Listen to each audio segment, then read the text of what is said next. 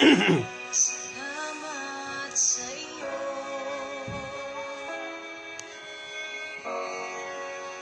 aking Panginoong Jesus.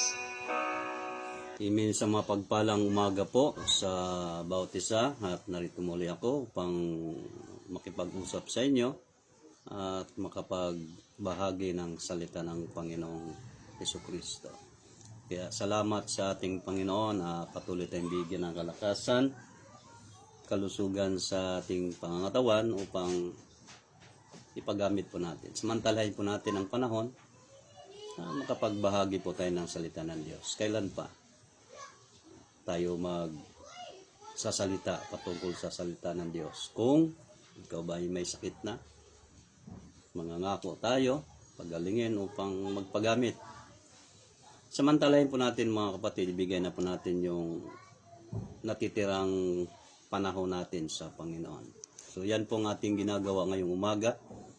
At narito tayo, gamitin po natin ang internet na ito para ma-share, maibahagi sa man abutin ng internet na ito. Kaya isang mapagpalang umaga at naway masaya po ang buhay natin sa araw-araw. Salamat sa Diyos na patibigin ng kalakasan sa isipan, sa ating puso, sa ating pangangatawan. Kaya yan po ang dahilan na lagi nating pasalamatan ng Diyos. Kaya ang pagpapasalamat po sa Diyos mga kapatid, tandaan po natin ito po'y utos niya na pasalamatan natin ang Panginoon. Alam niyo ba na ang pagpapasalamat ay utos yan? At ang sabi naman ni David, isang mabuting bagay ang laging magpasalamat sa Panginoon. So ngayong umaga, narito po tayo. Samantala natin ang mga oras na ito. Mamaya ay niloobin ng Diyos na maka-attend sa sinasabi po sa gawain po ng Kainos Breed, ng harvester. Dalawa ko kikinig sa mga nangangaral na mga itinalaga roon. Okay, makapulot tayo ng magandang aral sa mga ginagamit ng ating Panginoon. So, ayan po mga kapatid, tuloy-tuloy po tayo sa pag-aaral na ito. Meron po tayong babasahin sa aklat po ng Timothy. Dito po tayo kukuha ng ating pag-uusapan ngayong umaga mga kapatid. Dito po sa unang Timothy, Kapitulo 6. Ang talata po ay 11 hanggang 16 po. So, ganito po ang pagkasabi, mga kapatid, sa Tagalog, sa King James Version. Sabi po rito, "Katapot ikaw, o tao ng Diyos, tumakas ka sa mga bagay na ito, at sumunod ka sa katwiran, sa kabanalan, sa pananampalataya, sa pag-ibig, sa pagtitiis, sa kaamuan. Makipagbaka ka ng mabuting pakikipagbaka ng pananampalataya. Manangan ka sa buhay na walang hanggan, na dito'y tinawag ka at ipinahayag mo ang mabuting pagpapahayag sa harapan ng maraming mga saksi. Ipinagbibilin ko sa iyo sa paningin ng Diyos na bumubuhay sa lahat ng mga bagay, at ni Kristo Jesus na sa harapan ni Poncio Pilato ay sumaksi ng mabuting pagpapahayag. Natuparin mo ang utos na walang dungis, walang kapintasan hanggang sa pagpapakita ng Panginoong Jesucristo." 15. Na sa kanyang kapanahunan ay ipinahayag siya na mapalad, tanging makapangyarihan, hari ng mga hari at Panginoon ng mga Panginoon. Sa 16. Na siya lamang ang walang kamatayan, nananahan sa liwanag na di malapitan, na di nakita ng sinumang tao o makikita man. Sumakanya nawa ang kapurihan at pagharing walang hanggan. Siya nawa. Palain po ang salita ng Diyos. So yan po, dito tayo kukuha mga kapatid sa paksa po natin dito sa verse 12. Doon tayo kukuha ng ating yung unang salita roon na sinasabi, fight the good fight of faith. Ayan. Makipagbaka ka ng mabuting pakikipagbaka ng pananampalataya. So dito po, loobin ng Diyos na kapag-usapan po natin ito at mabigyan natin ng pansin. Sapat ang masasabi ko lang po rito, kailangan natin ito. Sa panahon ngayon na naranasan ng mga tao at lalong-lalo na sa mga anak ng Diyos na mga Kristiyano, ay naapektuhan din po ito. Kaya yung iba ay ito ang naging dahilan na paghinaan ng loob at nanumbalik sa kasalanan. Naingganyo ng sanlibutan, natukso ng sanlibutan, ibig sabihin nadaya at ipinagpalit nila yung dating pag-ibig nila sa Diyos at ngayon naroon na sila sa pag-ibig sa sanlibutan. Bakit po? Sapagkat dito ipinapaalala sa atin ng mga salitang ito sa sulat ni Apostol Pablo doon kay Timothy. Sa versikulo 11, ati pong makikita ang sinasabi rito. But thou, O man of God. Kaya dito, tinutukoy po rito yung sinasabing tao ng Diyos. Pag sinabi pong tao ng Diyos, hindi po lahat ng tao ay tao ng Diyos. Pag sinabing tao ng Diyos, yan yung mga tao na kung saan kumikilala kay Kristo. Yan yung mga tao na sumusunod sa utos ng ating Panginoong Kristo, sa utos ng Diyos. Kaya nga tinawag silang tao ng Diyos. Kaya ito po'y tumutukoy lamang doon sa mga taong naglilingkod sa Diyos. Yan po, liwanagin po natin mga kapatid. Kaya baka sabihin, pag sinabing tao ng Diyos, lahat na ng tao. Hindi po. Doon lang po tumutukoy sa mga taong nagbuwis ng buhay, ipinagtanggol ang kanilang pananampalataya para kay Kristo.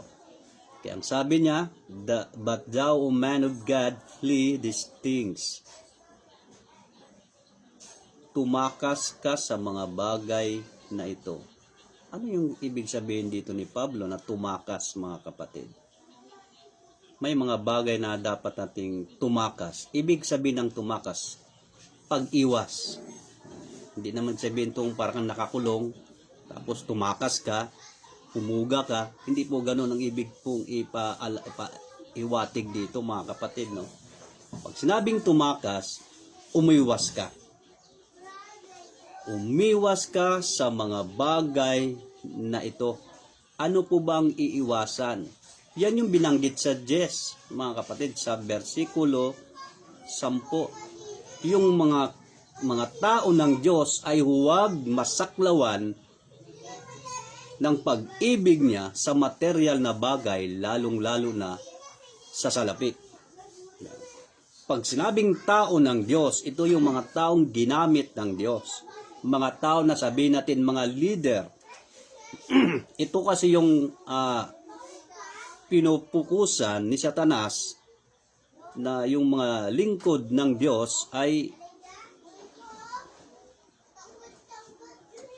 magkasala. Kaya ito po ang titignan natin, yung mga leader na itinalaga niya, gumagawa siya ng paraan para bumagsak sa kanilang pananampalataya. Kaya sabi nga, ikaw, datapwat ikaw o tao ng Diyos, tumakas ka sa mga bagay na ito. Ano po yung tumakas? Sapagkat ang pag-ibig sa versikulo 10, ang pag-ibig sa salapi ay ugat ng lahat ng uri ng kasamaan. Nasa pagnanasa ng iba ay nangasinsay sa pananampalataya. Yun po ang naging reason, mga kapatid.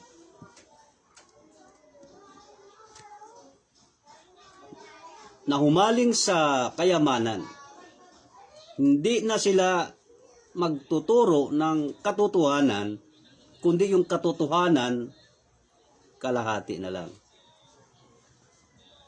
Makikita po natin ngayon sa mga itinalaga ng Diyos.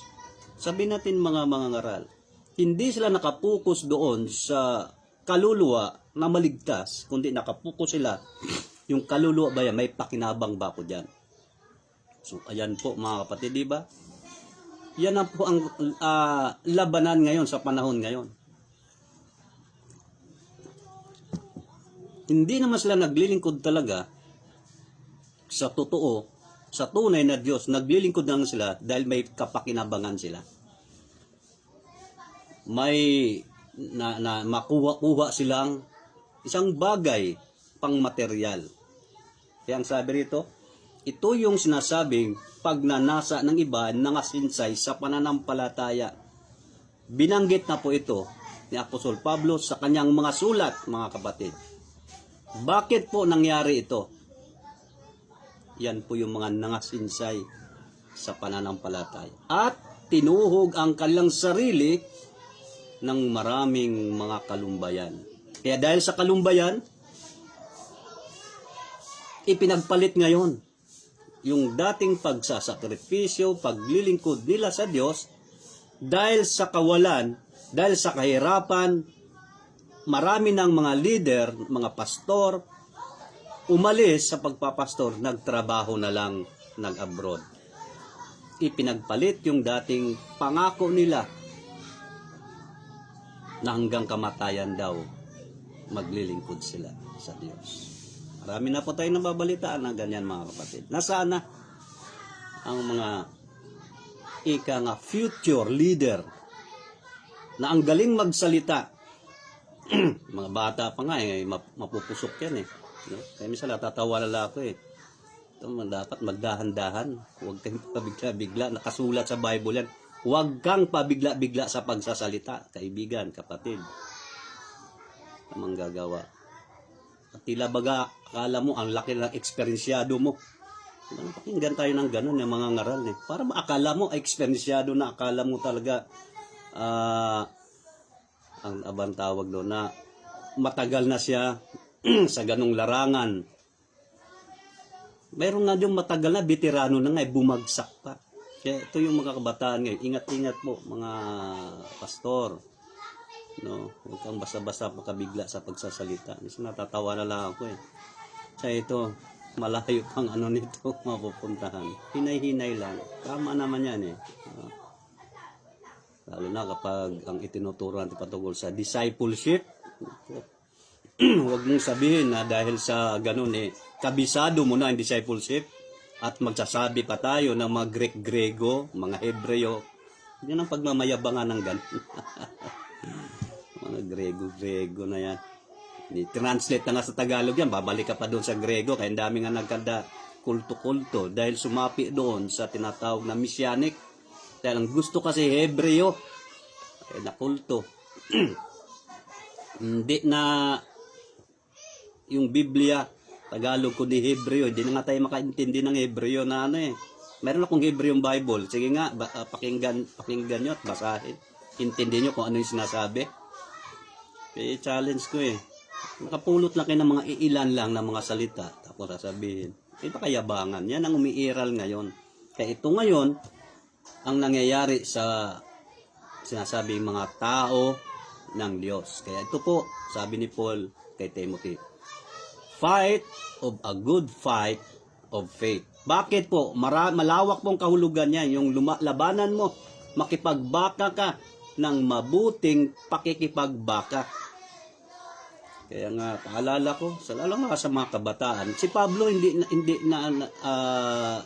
po siya tawag nito. Hindi po siya hindi po niya nakaligtaan lagi, napalalahanan si Pablo kasi si Pablo isang batang lingkod ng Diyos. Nandoon yung guidance ni Paul na para huwag siyang malayo. Lagi niyang tinuturuan, lagi niyang pinagsasabihan, direct to the point. Prangka si Pablo kay Timothy. Hindi yung mababasa. Kaya nga yung turo niya roon sa 1 Timothy chapter 4 verse 16. Diba? ingatan mo ang iyong turo. Sabi niya kay Timothy, bakit? Nakasalalay ang kaligtasan doon. Kaya nga nakikita ko mapusok, no? Kung makapagsalita, parang ang laki ng eksperensyado. No, wag ganoon. Ito po tayo. Sabi niya, datapwat ikaw, o tao ng Diyos, tumakas sa mga bagay na ito. Bakit? Doon po sa sinasabi na nahumaling sa kayamanan. Naging worldly thing na. Mayroong mga pastor, iba? Yayaman, prosperity pastor. Pag mahirap ka, kasalanan yan. Tignan mo yung mga ngaral na yan. Kakaawa naman yung... Hindi papasa si Pedro nito. Hindi papasa yung mga apostol. Dahil nung makita mo, hindi naman nagsipagyaman yan eh. Pati nga si Pablo eh. Tingnan mo nga kung talagang mayaman si Pablo. Yan naman nakasulat dyan. Tapos mayroon pang isang pastor na bishop na ngayon. Sabi niya, si Jesus ay mayaman. Paliwanag mo, bishop, pastor, kung saan mayaman si Jesus. Kung ang pag-usapan mo ay kayamanan sa sanlibutan, wala si Jesus noon. Pero kung pag-usapan mo kayamanan sa langit, siyang may-ari niyang lahat ng bagay kung espiritual po. Wala pong question doon. Kaya nga sinasabi sa 2 Corinthians, di ba? Bagamat siya ay mayaman, saan siya mayaman? Sa pag-ibig, sa pakikitungo sa kapwa-tao, sa kabutihan, gawa na ginagawa ng ating Panginoong Kristo. Doon po siya mayaman sa mundong ito. Kaya nga pinili niya ipanganak sa pasabsaban, sa isang lugar na kung saan ay hindi mo malubos maisip bakit kailangan ipanganak pa siya roon. Pwede naman siya sa marangyang buhay, pwede naman siya sa simpleng buhay man, o sa panganak siya doon sa bahay lang, di ba? Bakit doon pa sa pasabsaban? Kaya doon mo maisip. Kaya itong pastor na naging bishop, hindi ko alam kung nakapag-isip ba ito ng maigi. Mayaman si Jesus. Ipaliwanag mo, saan mayaman? Mayaman siya sa pag-ibig. Pero siya po ang may-ari ng sanlibutan. Pag ang pag-usapan po natin spiritual, walang pagtatalo. Pero kung sa physical appearance, simpleng tao lang si Jesus. Yan nga yung sinasabi natin mga kapatid. Kaya nga sabi nga ni Pedro at ni Juan, kayamanan, hilok at ginto at pilak, wala kami. Diba? Nabasa ba yan, Pastor? Dibasahin natin sa aklat ng mga gawa. Nung pumasok sila doon sa templo, alam mo itong mga leader na ito, na future leader na ito na ginagamit ng Diyos. Kung wala na ang ating Panginoong Kristo, sila na ngayon, iniwan na sa kanila ngayon yung responsibilidad dito po sa chapter 3 ng aklat po ng mga gawa. Bago natin babalikan. Kaya nga sinasabi ko. Versikulo 1. Tingnan nyo po, Peter and John. Yan. Si Pedro at si Juan nga ay nagsisipanhik sa templo ng oras ng panalangin na ikasiyam. Alas 9 po. Saan sila pupunta? Sa templo. Anong gagawin? Manalangin. Diba? May prayer na po. Inuugali po nila ito. Hindi naman na ugali ito dahil tinuruan sila ng tamang pag-aalagad ng ating Panginoong Kristo. Natutunan nila sa kanilang mabuting guro na walang iba ang ating Panginoong Kristo. Kaya ang ginawa, ito po ang pinakamagandang itinuro na sa kanila, yung manalangin sa loob ng templo. Alas 9 sila pumunta. Wala naman sinasabi ito kung anong oras, kasi minsan ang Panginoon pag nalalagin, madaling araw, maaga. Basang malaga, ginampanan mo ang tungkulin na sinasabi ng Panginoon na manalangin. Ang karamihan ngayon sa church yan, sarado. Diba? Naglalaki ang simbahan, pupunta lang doon, practice. O ano pa mang mga activities na ano. Pero yung araw-araw na activities, yung prayer, hindi po ina-applyan. Pero nangangaral pa tungkol sa prayer. Kaya ang sabi ito, ikasiyam pumunta sila para manalangin. Saan? Sa templo. At isang lalaki na pilay, Naka-encounter sila, papasok pa lang sila doon mayroon na isang pilay pala ron. Sa inborn pala ito, buhat pa sa tiyan ng kanyang ina ay dinadala roon. Anong ginagawa ng pilay kaya doon? Mga kapatid, na siya'y inilalagay nila araw-araw sa pintuan ng templo. So, ang kanyang purpose, nilagay siya doon, araw-araw din May purpose siya roon Inilagay siya, hindi kasi pilay nga, paano nga siya makalakad? May nagbuhat. Kaya inilagay siya roon na tinatawag na maganda. Nilagay siya sa pintuan ng templo na ang tawag doon ay beautiful. Yan. Beautiful. Diba? Ang ganda. Pag sinabing beautiful, maganda talaga. Hindi naman sinabing pangit. Diba? Maganda. Sabi rito, upang manghingi ng limos sa nagsisipasok sa templo. Doon pa pala, practice na yung manglimos. Yung tao na may kapansanan, hindi naman ang kagustuhan na mangyari sa kanya yan Hindi naman siya makapagtrabaho, kahit construction, kahit ano. Ipilay nga, nahirapan siyang kumilos. Kaya yun na lang ang tanging paraan niya para mabuhay, manglimos. Diba? Kaya hindi po masama naman. Wala namang, hindi katulad niya, ang lalaki ng katawan, akit nun sa bus, manghingi, tapos kunyari may sasabihin, ang laki lang ng katawan Di ba? Minsan ginagamit din ng mga gangster.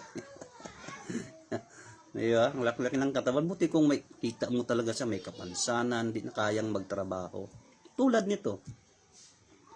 Sabi rito, inborn kahit sino mga dalubasang doktor, hindi na kayang gamutin yan. Inborn na kasi yan Pero ito nakakamanga. Nung islagay siya, at ang isip niya, mabuhay, makapanghingi siya ng limos. Hindi niya man inisip na gagaling siya dahil inborn nga Wala sa kanyang vocabulary kahit sino mga kamag-anak niya. Kay inborn nga. Nasabi rito, hihingi lang siya.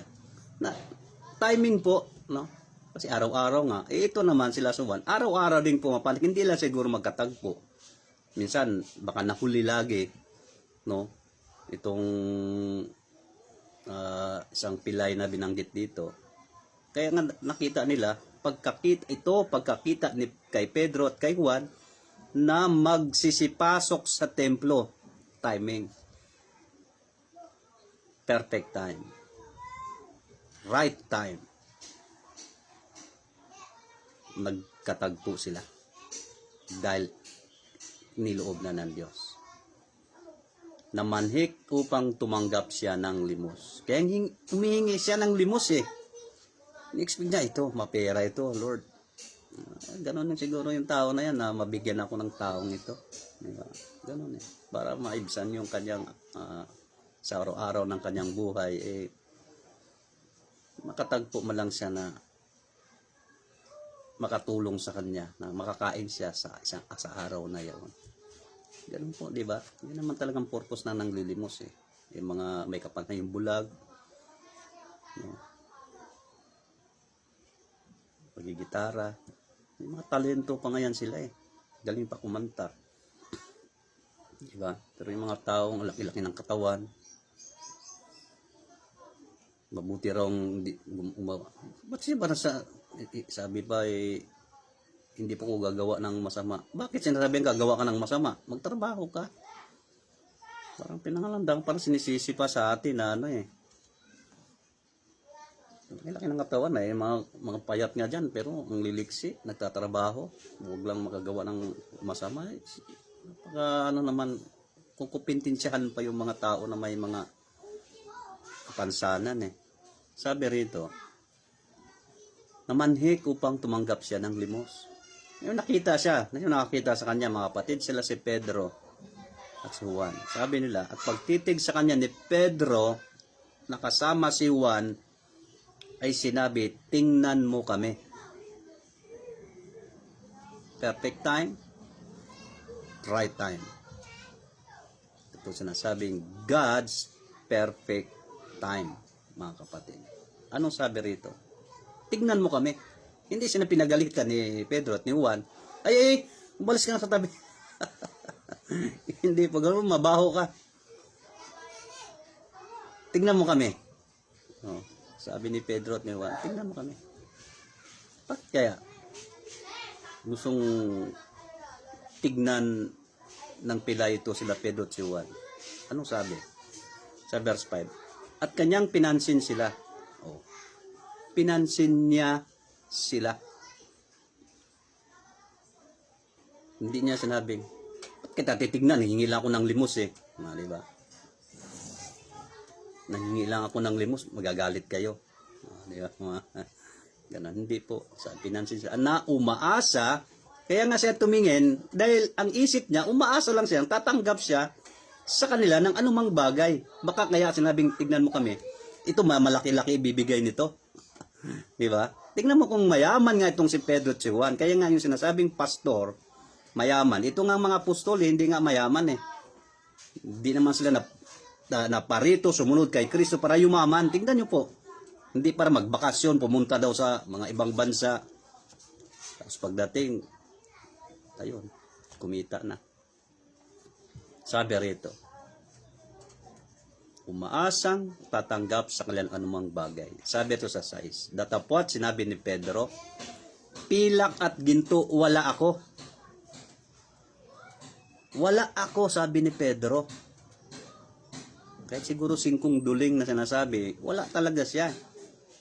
Naglakad nga lang sila eh. Na pumapanhik sila sa loob ng templo para mag-pray. Pilak at ginto, wala ako. Nagsinungaling kaya si Pedro? Hindi. Totoo talaga na wala silang ganung bagay dahil hindi naman sila nagpapayaman sa kanilang sarili. Di tulad ng mga lingkod daw ng Diyos ngayon, di ba? Gumagamit ng mga foreigner para yumaman, kumita. Oh, di ba? Oh, wag niyo kong paglulukuhin, meron naku naman. Kaya nga sabi ng isang pastor, pag 10 years mahigit o 10 years nakita ko kayo na mahirap pa kayo, sasagasaan ko kayo ng sasakyan. Tingnan mo yung pastor niyan, tapos ang dami pang nabe-brainwash diyan. Ang dami pang nauto diyan. Diba? Yan yung grupo ng G12. Yan kasi yung na-impluwensyahan ng G12. Galing sa ibang bansa yan eh. Sa Amerika. Yan ang nakakalungkot. Masyado tayong padala sa mga kano, sa mga foreigner. Kalabos sila lang ang may karapatan, sila lang ang may hawak ng kaligtasan, sila ang may karapatan na magturo ng tama. Yan nga ang nagdadala sa atin ng pagkaguluhan eh. Iba-ibang turo eh. Diba mga kapatid? Pati nga araw ng mga patay, sino bang nagturo niyan? Ayan, galing sa Mexico yan. Tinuro, inadapt ng Spain, inadapt ng mga Pilipino. Dahil yun ang impluensya ng mga Kastila sa atin. Kaya ang mga Pilipino sunod ng sunod. Ba't sineselebrate araw ng patay, Undas, Kwaresma, Semana Santa, kung ano ang pinagtatawag nila. Araw ng mga santo, araw ng mga patay.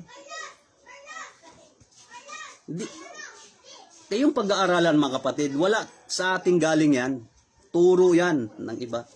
Ayan po. Kaya ito po, tatapwat ang nasa akin, sabi sa 6, ay siya kong ibinibigay sa iyo. Siguro yung sinabing datapot yung nasa, ano ibibigay? Wala ka palang pera. Ano ibibigay mo? Damit mo. Siguro napaisip dito yung pilay. Dapat yung nasa amin, sabi, datapwat ang nasa akin, ay siya kung ibinibigay sa iyo. Tingnan mo, yung isip niya material lang. Ang isip niya mabuhay lang siya, makakain man lang siya. Sabi ni Pedro, sa pangalan ni Jesucristo, taga Nazaret, lumakad ka. Hallelujah. Mas higit pa, saya ini-expect niya yung pangangailangan niyang material. Mas matindi ang natatanggap niya. Anong ibinibigay ni Pedro? In the name of Jesus. Hindi in the name of Allah. Hindi in the name of Muhammad. In the name of Jesus Christ of Nazareth. Take note mga kapatid, no? Nazareth. Saan na Nazareth? Diyan sa Israel yan, lugar, sa Jerusalem. So wala namang, hindi naman sa lugar ng Middle East yan eh. Anong sabi? Lumakad ka. Anong papipiliin mo? Makatanggap ka nga ng barya-barya o pera kaysa makaranas na nga siya na makapaglakad. Na wala na mga aparatos na ginagamit, hindi na inoperahan. At imposible makalakad, inborn na nga eh. Pero sa Diyos, walang imposible. Di po ba mga kapatid, sabi ito, at kanyang hinawakan siya sa kanang kamay. At siya itinindig. At pagdakay, nagsilakas ang kanyang mga paa at mga bukong-bukong. 8. At paglukso, siya ay tumayo at nagpasimulang lumakad. At pumasok, nakasama nila sa templo. Kaya nung pinagaling siya, di niya lubos akalain sa buong buhay niya. First time niyang makalakad ng maayos. Dumukso pa nga sa tuwa. Kaya pag natutuwa ka pala para sa Diyos, mapapalukso ka di ba? Ganun pala yan. Talaga naman, hindi siya sa lahat ng mga tao roon na nandoon, siyang pinakamapalad na tao na. Dahil para sa kanya, naging normal na tao na siya. Di ba? Kaya ang ginawa, itong nakagandahan sa kanya nung pinagaling siya ng ating Panginoon Kristo. Pumasok, nakasama nila sa templo. Maraming pinagaling ngayon, hindi na papatuloy Bumalik na naman sa pagkakasala. Pinagaling ng Panginoon at lumalaon, maganda naman ang pakiramdam, balik na naman sa kasalanan. Yan ang nakakalungkot, diba? Ang sabi rito, pumasok, nakasama nila sa templo na lumalakad at lumulukso at nagpupuri sa Diyos. Yan. Salamat sa isang himala. Diba? Hindi nagbabago ang Panginoon sa himala na ipinapakita. Ngayon, ano bang ibig point natin dito mga kapatid? Itong si Pedro at si Juan, talagang wala kahit ano. Yan sinasabi ko. Kaya mali yung sinasabi ng pastor, mayaman si Jesus. Doon tayo magkakadiskusyonan, Bishop. No? Pag nagkausap ulit tayo, sabihan mo ko ng ganyan. Mayroon kasi yung mga gano'n na pag may titulo ka na, para bang tingin sa sarili mo, taas-taas mo. Hallelujah. Sabi nga sa'yo, saksak mo sa baga ninyo yan, mga titulo na yan. Sabi nga ng isang pastor, saksak nga raw sa baga. Yan din. Okay, so dito tayo, fight of a good fight of it. Labanan kasi ito ng mga kapatid, labanan ito. Ang tinutukoy dito, tao ng Diyos Kaya nga sinasabi ko, hindi naman sinasabing kung sino-sino. Tao ng Diyos. Babalik tayo sa ating binasa sa versikulo 11. Doon tayo Kaya nga paksa natin ay fight of a good fight of faith. Kaya dito, o tao ng Diyos, tumakas ka.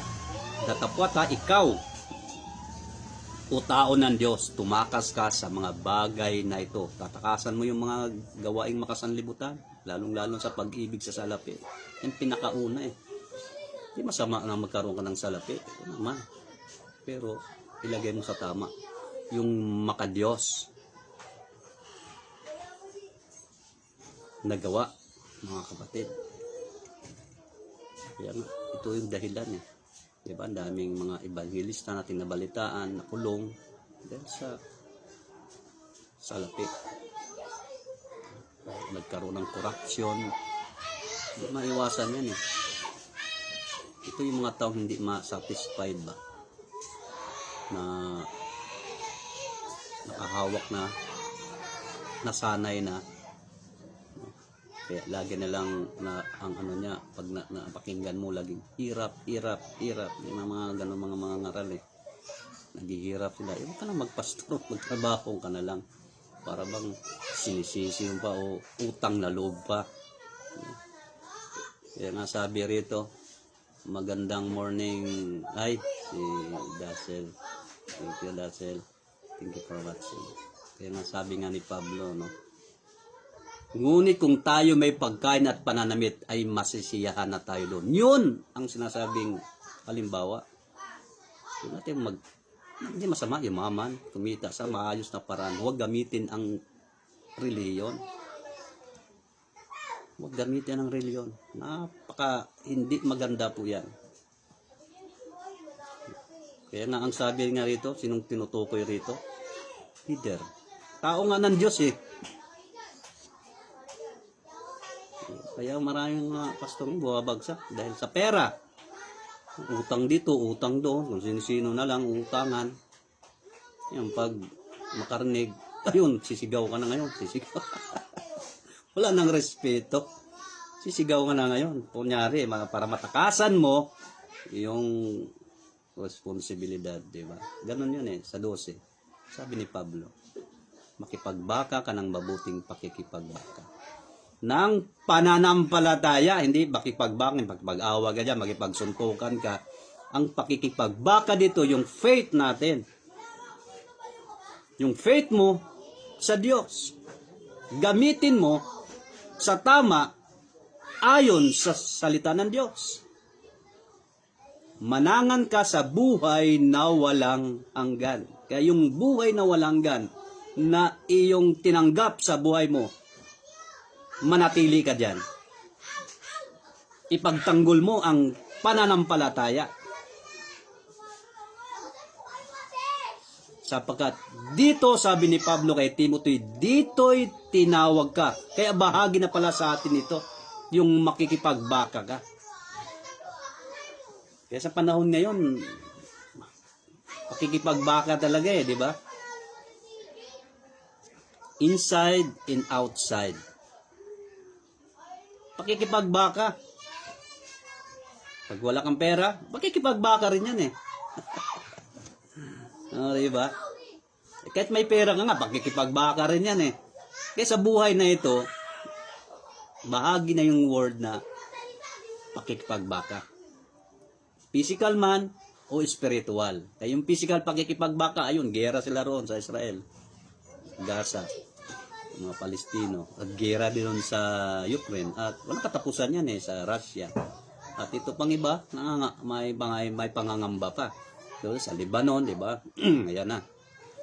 Kaya sabi nila, end of the world. Yan may mga bulang mga ngaral eh, mga bulang propeta eh, naguhula na naman eh. End of the world na. Ayan. Ang pakialam natin sa end of the world. Ang tanong doon, tapat ka ba? Naglilingkod sa Panginoon, pinag-iisip mo yung end of the world. Di ba ala na yung end of the world yan? Nakabasa, nakasulat naman yan eh. Ang tanong doon, kung end of the world, ligtas ka ba? Di ba? Yung pinag-iisip kasi end of the world, sabi ng isang reverend na pastor din, na bishop din yun eh. Ewan ko bakit pag bishop, napaka no? Hindi naman lahat ng bishop ganun. May kilala naman tayong bishop, mabait. At kita mo naman talaga yung kanyang puso. Kaya sabi rito, dito'y tinawag ka. Yan. Lingkod siya ng Diyos eh. Leader siya eh. Future leader, hindi lang future leader. O, diba? At ipinahayag mo ang mabuting pagpapahayag sa harapan ng maraming mga saksi. Kasi may mga witness yan, nakapaligid, mga tao dyan. Sino? Yung mga kamag-anak, yung mga mahal sa buhay. Sila yung mga saksi sa iyong ginagawa, kapatid, sa araw-araw nating buhay. Leader po yan ang sinutukoy dito ha. Doon lang kayo pupukus. Kasi sabi ni Paul, laban ka. Kasi nakaranas din po si Paul siguro, bata pa kasi ito eh. Minsan mga kabataan talaga pag nangangaral, mapusok. Para bang ang laki ng eksperensyado. Hallelujah. Hindi pa nga sa nakaranas ng gano'n. Baka alam mo, nararanasan na yung bagay, no? Kaya ingat-ingat kayo mag-preach patungkol sa discipleship, ha? Kasi napaisip lang ako, napailing-iling na lang ako eh. Sabi ko, hallelujah. Sana. Ang dami nga ng tagal na nga eh, no? Nangangaral. O nga, anong nangyari? Epektibo? Hindi naging epektibo. Ang galing mangaral sa pulpito. Pero yung karakter, kaya ang araw-araw eh, no? Tayo'y laging tumawag sa Panginoon. Tayo'y maglingkod. Tayo'y magbasa, magsuri lahat. Kasi andyan si Satanas, araw-araw din nag-aabang sa atin. Na gusto niya ay tumalikod. Kaya nga sa Revelation, marami doon na yung unang pag-ibig. Basura? Oo, meron. Lixer. basura, ano na nga sir? May basura. Para malinis. So, ayan. Kaya nga sabi rito, no, sa 13, sabi ni Pablo, kunin mo yung kondom. Ipinagbibilin ko sa iyo sa paningin ng Diyos. Sino yung sa iyo? Si Timothy, kausap niya nga rito eh. Hindi naman sa inyo, sa iyo. Ito po yung makikita natin. Dito makikita yung good leadership, mga kapatid. Doon sa ano, sir? Sir. Sir, sa mahigaan ko yung malit na ano dyan, yung bag. Sabi ito yung good leadership, mga kapatid. Eh dito makikita mo kung maghanap ka ng isang mabuting leader, dito mo, tignan mo, pag-aralan mo. Sinasabi ni Pablo, ipinagbibilin ko sa iyo sa paningin ng Diyos na bumubuhay sa lahat ng mga bagay, at ni Kristo Jesus na sa harapan ni Poncio Pilato ay sumaksi ng mabuting pagpapahayag. Ay witness niya sa ang Diyos. Witness niya si Jesus Christ. Pagpakita ng good example eh. Sa 14. Natuparin mo ang utos na walang dungis. Ayan. Ano ro ang tutuparin? Yung utos na walang dungis. Pag sinabi bang, yung una, tuparin mo ang utos. Kaninong utos? Sa Diyos. Kay Jesus Christ. Yan, sabi ni Jesus, if you love me, keep my commandment. Kaninong utos? Kay Jesus. Wala naman binabanggit ito kanino pang utos. Kahit kay Muhammad, hindi nga binanggit eh, di ba? Kay Jesus lang po. Pag tinupad mo ang utos, make sure na walang dungis. Sabi rito, without spot. Walang dungis, mga kapatid. Ah? Dan sa higaan ko na may bag na kasabit dyan. Sa higaan. Sabi ito, walang dungis, walang kapintasan. Sabi dito, pag-iingat mo sa sarili na walang mapupulaan sa iyo. Hindi yung nangangaral ka lang sa pulpito, ang galing-galing, pero sa tubukong buhay, ang layo. At nasubo ka ngayon, sa buhay mo, ayun, lumabas yung tunay na ugali. Wala kang self-control. Tagal-tagal na. Hindi mo kayang pigilan pa rin ang sarili mo. Tapos, magpakumbaba. Salita mo lang yon. Minsan mahirap, ingat-ingat po, no? Kaya nga ipaalala ko sa mga kabataan na mga pastor, huwag ka masyadong ingat mo salita mo. Relax. Cool. Parang nagkukuman na, parang akala mo naman yung kausap mo mga bata lang na maliliit. Okay naman yung mag-teach, pero pag-aralang maigi. Walang dungis, walang kapintasan, hanggang sa pagpapakita ng ating Panginoong Hesukristo. 15, na sa kanyang kapanahunan ay pinahayag siya na mapalad at tanging makapangyarihang hari ng mga hari at Panginoon ng mga Panginoon. Sa 16, na siya lamang ang walang kamatayan, nananahan sa liwanag, na di malapitan, na di nakita ng sino mang tao o makikita man. Sumakanya nawa ang kapurihan at pag-aring walang hanggan. Siya nawa. So yan po mga kapatid. Kaya ito yung hinahanap na leader na ganun po. Kaya dito tayo na marunong makipagbaka, marunong humarap sa mga bagay na hindi natin ini-expect na nangyayari sa buhay, sa pamilya, sa araw-araw. Yan, matutong humarap. No? Hindi pa po end of the world. Pag end of the world, yun, pumunta ka doon sa mga naghihingalo na, yun, end of the world na nila yan. Ito nag-iisip natin end of the world. Isipin natin yung relasyon natin sa Diyos. Kaya natin darating talaga end of the world na yan.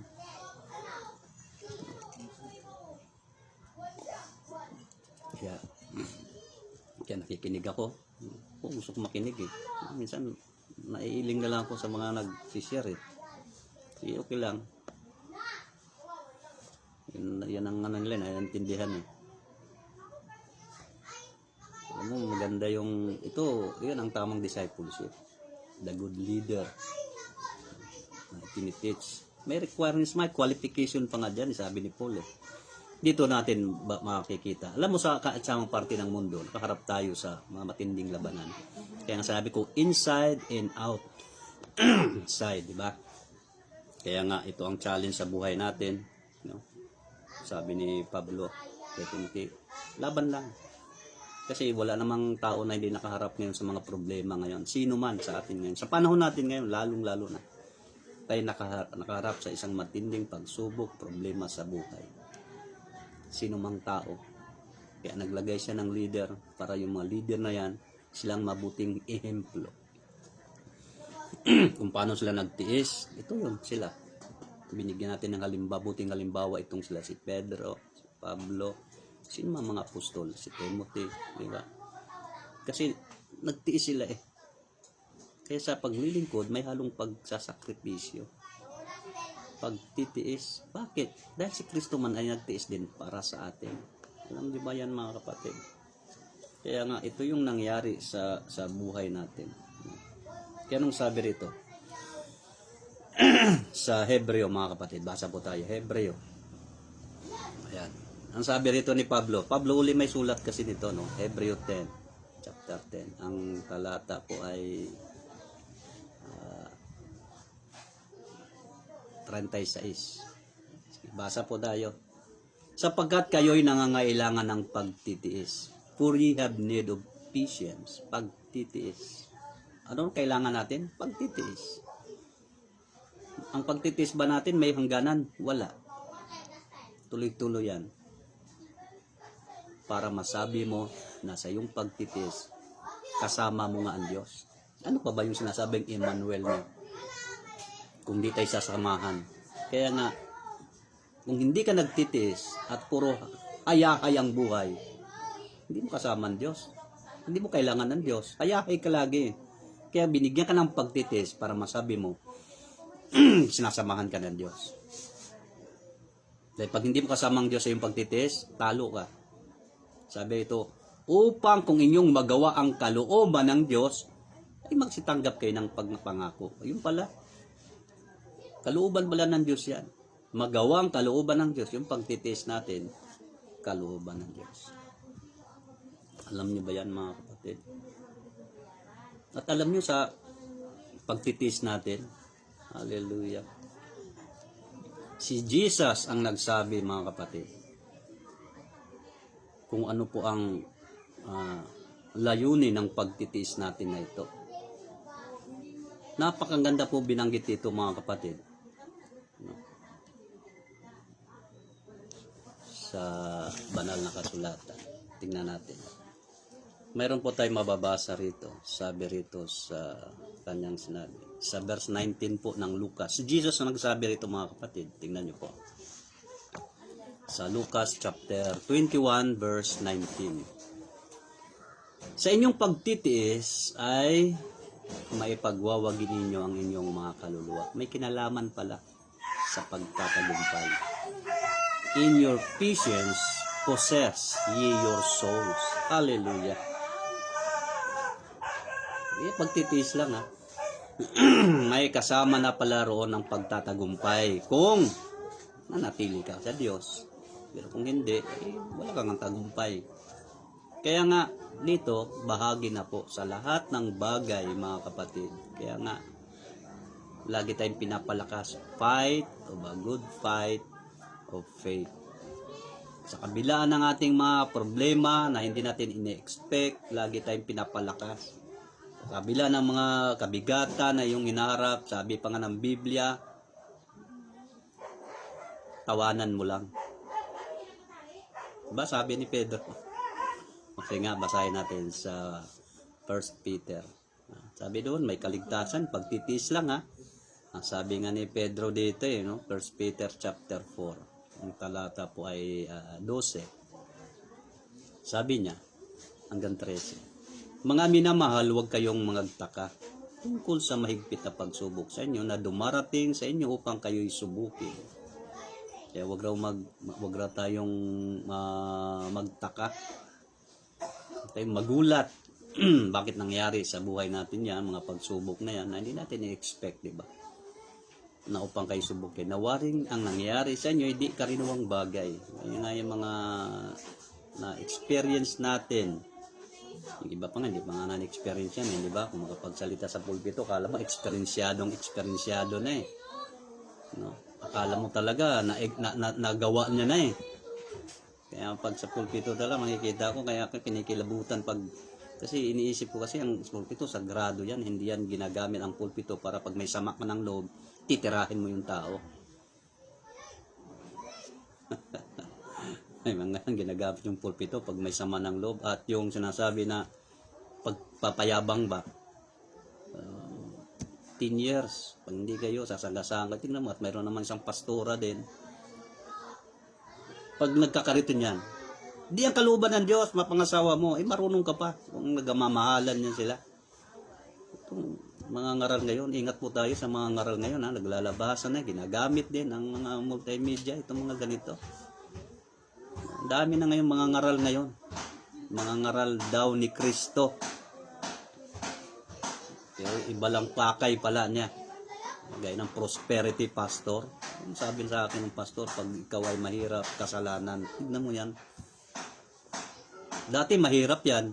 Ngayon, dahil nakauto ng tao, yumaman, kasi may nakipag-alyansa sa mga foreigner, hindi iniisip kung tama ba yung mga doktrina. Basta may pera, may suporta, ayun, doon siya. Di ba? Ganun po yan. Tuwang-tuwa naman siya. Kasi wala kasing pang-upa sa building. Makikisabuhatan na siya. Kahit anong doktrina pa yan. Kaya mayroon na siyang apostol, may propeta na. Kasi yan ang pastor na yan na hindi nag-iisip at hindi naman nagbabasa ng Biblia. Hindi nagsuri. Basta kung sino nang kakampihan. Kaya pag si Satanas nagkatawang tao, siya mismo may ginagamit siyang mga tao. Pero siya mismo si Satanas. At mag-alok. Kaya biktima yan, mga ano yan. Kaya sabi ni Satanas kay Jesus, bibigay ko sa lahat. Kapag gano'n ang ginawa, ang dami pong madadala. Pakitaan ka ng material. Wala nang pakialam niya kung anong doktrina ba yan. Mahalaga matugunan yung kanyang pangangailangan. Doon ipinagpapalit ngayon. Kaya nga, doon pa lang tinisting na si Jesus eh. Kaya kung gano'n ang ginawa, ay lalo na ngayon. Di ba? Ang dami nung nabiktima ni Satanas. Sabi, kundi kayo'y mga galak. Sa kabila ng mga pagsubok naranasan, sabi, mga galak. Ang magmukmok sa sulok, na humagulhol ka. Ngayon, katagalan sinisisi mo ng Diyos. Buhay pa kaya ang Diyos? May Diyos ba ba? Gulhol na siya. Bakit? Kung wala ka ba sa Diyos, hindi ka rin makaranas ng ganyan. Hindi ganon din yun, di ba? Magandang nasa Diyos ka, sure ka pa. Tutulungan ka ng Diyos. Tinitesting ka lang.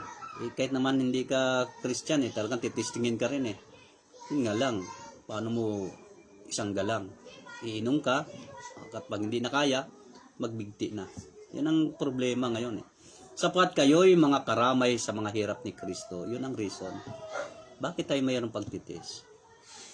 Si Kristo man ay nagtiis sa atin. Karamay tayo sa kanyang mga hirap. Upang sa pagkahayag ng kanyang kaluwalhatian naman ay mga galak kayo ng malabis na galak. Hallelujah. Malabis na galak. Tandaan po natin mga kapatid, ang ating kaaway po hindi po physical. Hindi po natin kaaway ang kapwa natin. Hindi natin kaaway yan. Mahal natin sila. Mahal nga tayo ni Kristo dahil nung una kaaway tayo. Pero ngayon, sabi ni Kristo sa Lucas, Kapitulo 6. Tignan niyo po. Sa Lucas, Kapitulo 6, ang talata po ay 27 hanggang 35. Sabi po rito, datapwat sinasabi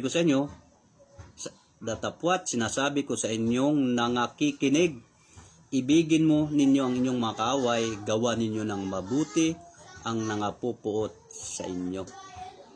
Ano sabi ni Jesus? Ibigin pa nga ang kaaway.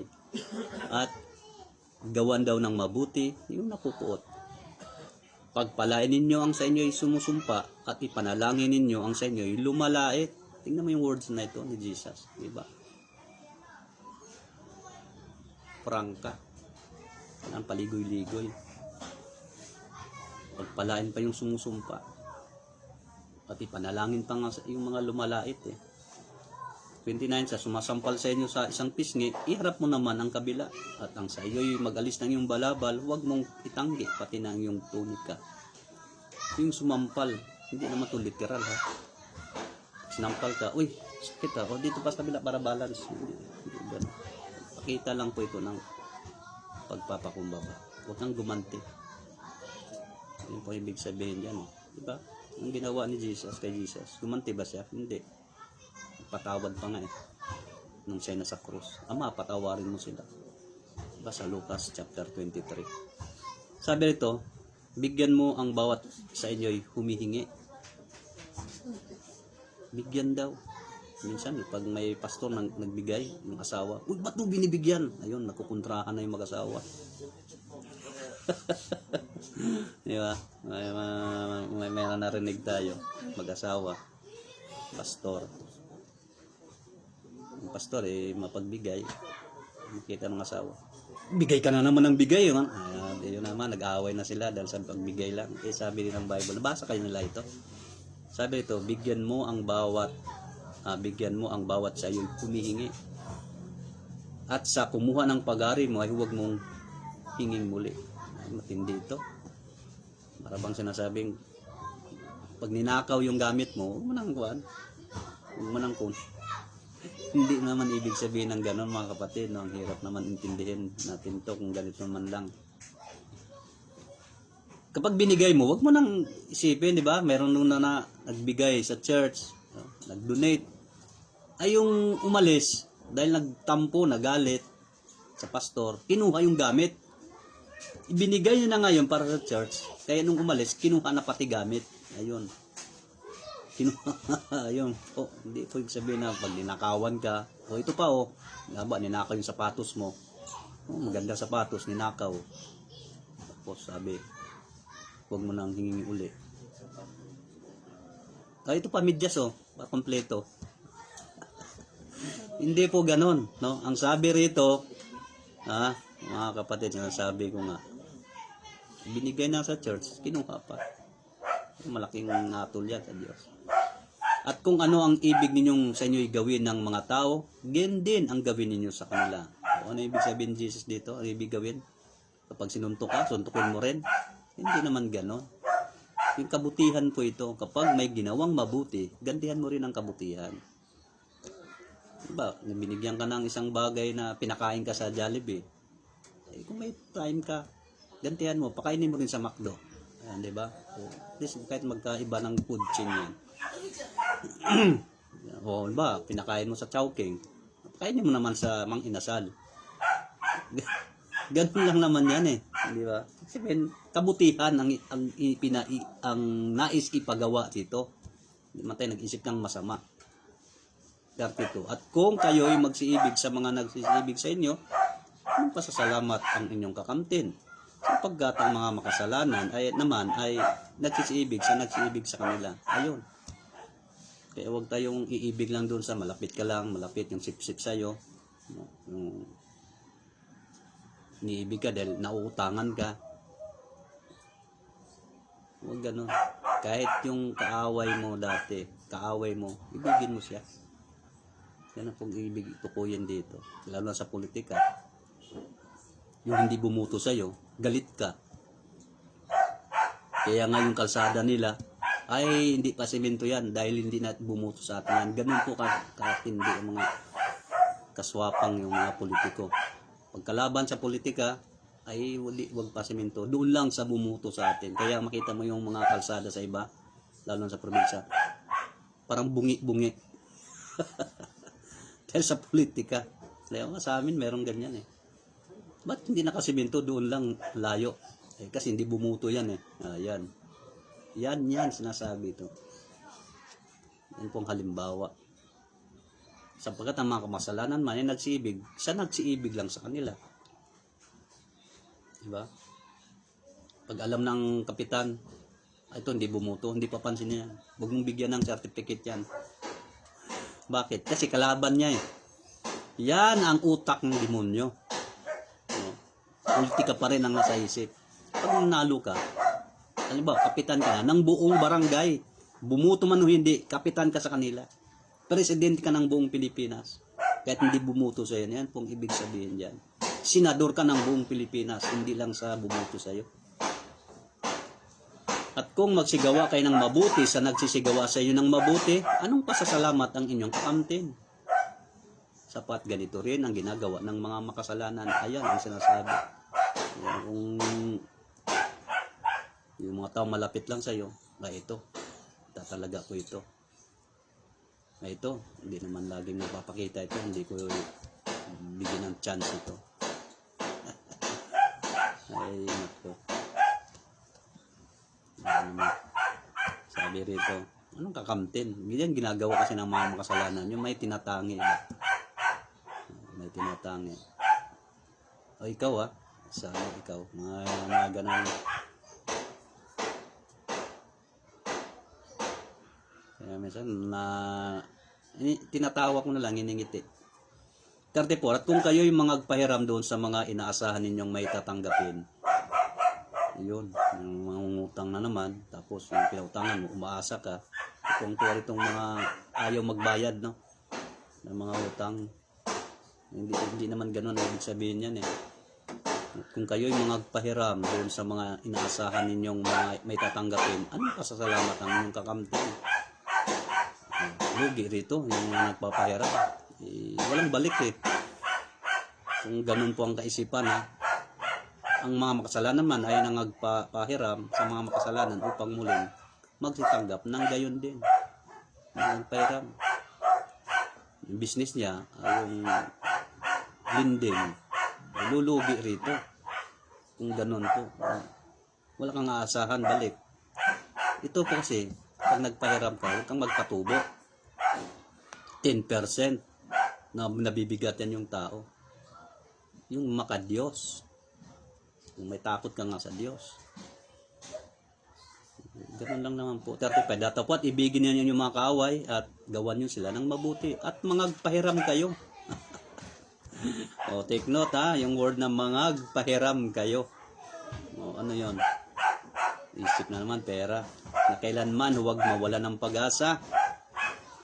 At malaki ang sa inyo'y magiging ganti. At kayo'y magiging mga anak ng katastasan sapagkat siya'y magandang loob sa mga walang turing at sa masasama. Ayan, ang biyaya ng Diyos doon sa mabuti at sa mga masasama din. Yung pagpapala para sa lahat yan, mga kapatid. Ang pagpapala para sa lahat. Pero ang kaligtasan, specific lang po. So, ayan po mga kapatid, no? At salamat sa ating Panginoon. Yun lang po. No? Tuloy po natin, tulubin ng Diyos. Maganda pong talakayan natin ito. Ito yung sinasabi ko nga rito. Bakit ito yung napangaral ko? Ito yung lagi nasa isip, napaisip ako dito. Kaya napakinggan ko kasi kagabi sa teaching leadership. Yung ano ba yung tema ron? Sa Harvester. Developing leadership. Developing Kainos leadership pala. Sorry. Or Kairos. Time na po talaga. Noon pa yan, time na talaga yan eh. Hindi naman nakapagtataka, hindi pa tayo pinanganak sa mundong time na talaga. Kaya nga ang Panginoon naghanap eh. Manalangin kayo na magpadala ng mga gagawa. Yun ang nais ng Panginoon, manalangin daw tayo dahil noon pa lang tinapos na ng mga workers. Yung tunay kasi, no, yung mga totoo, mga kapatid na naglilingkod sa Panginoon, handang ibigay ang buhay. Ngayon, hindi na eh. Handang ibigay yung buhay niya sa girlfriend niya. Pero sa Diyos, hindi niya kaya ibigay. Kanyang ibigay yung buhay niya doon sa sa trabaho niya. Pero sa Diyos, hindi niya kanyang ibigay. Diba? Kaya doon, nagpakamatay sa trabaho. Pero sa Diyos, hindi kaya ibigay. So, ayan po ang ating pinag-uusapan ngayong umaga. tuloy po natin, lobin ng Diyos. Bukas, ay at lobin ng Diyos na ituloy po natin ito. So, ayan po mga kapatid, salamat po sa Diyos, sa inyo na pumapansin, bigay halaga. Palain kayo ng Diyos. Samang dako, inaabot po ng internet na ito. Sino ka man, anong lahi ka man, lalo na nun sa ating kaibigan sa Nigeria at sa Africa. Good morning, Pastor Reverend David Niji. At yung sa Africa, kalimutan ko. At doon po sa Amerika, hindi ko na mabanggit yung pangalan. At doon din sa South Korea. Sa ating mga kaibigan, no, sino ka man, anong lahi ka man, tandaan nyo po, mahal kayo ng Diyos. Kaya sumayin nyo ang biyaya ng Panginoon, hindi man tayo magkita-kita sa mundong ito, personal. Sana po, sa langit, magkita-kita tayo. God bless you all po. Pagpalain ka ng Panginoon, sumayin niyo po ang biyaya ng ating dakilang lumikha, mga kapatid. Kaya ngayon, tuloy po natin ang isang pagpapasalamat sa Diyos. Salamat sa pag-ibig ng Diyos na itinadala sa atin. God bless you all po.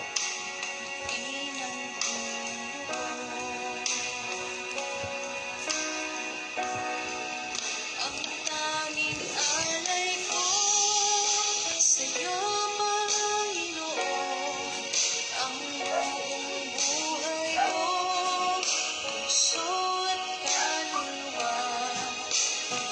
Shalom.